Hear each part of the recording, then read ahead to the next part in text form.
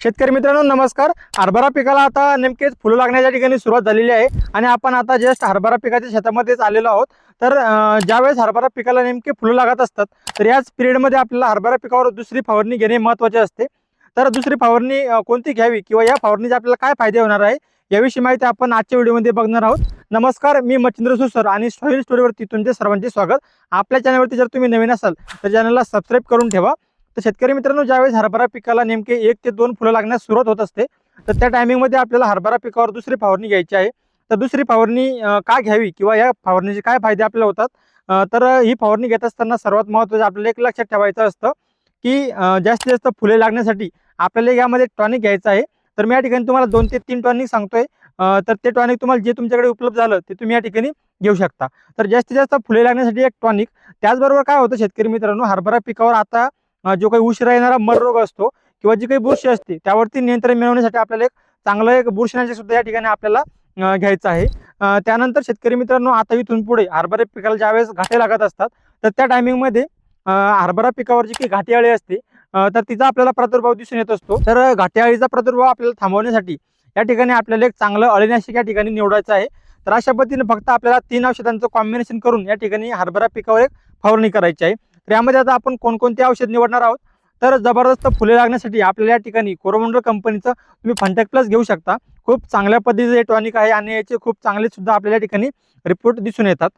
तर तुम्हाला जर फंटेक प्लस नाही मिळालं तर तुम्ही गोदरेज कंपनीचं डबल सुद्धा घेऊ शकता किंवा टाटा कंपनीचं टाटा बार सुद्धा एक खूप चांगल्या प्रकारचं आपल्याला टॉनिक बघायला मिळतं। तर या तिन्हीपैकी तुम्ही एक कोणतंही घ्यायचं आहे। याचं जे काही प्रमाण असेल ते मी तुम्हाला या ठिकाणी स्क्रीनवरती दाखवून देतो। त्यानंतर जे काही हरभरा पिकाला उशिरा येणारा मर रोग असेल त्या मर रोगासाठी, त्याचबरोबर बुरशी नियंत्रण होण्यासाठी आपल्याला जे बुरशीनाशक निवडायचं आहे त्या बुरशीनाशकामध्ये आपल्याला सुरुवातीला तुम्ही या ठिकाणी टिल्ट बुरशीनाशकाचा वापर करू शकता। यामुळे काय होईल, हरभरा पिकावरील बुरशीवरती नियंत्रण मिळेलच, परंतु टिल्टमुळे पिकाची होणारी अनावश्यक जी वाढ आहे ती वाढ सुद्धा थांबवली जाते आणि त्यामुळे जास्तीत जास्त फुलधारणा आपल्या ठिकाणी होत असते।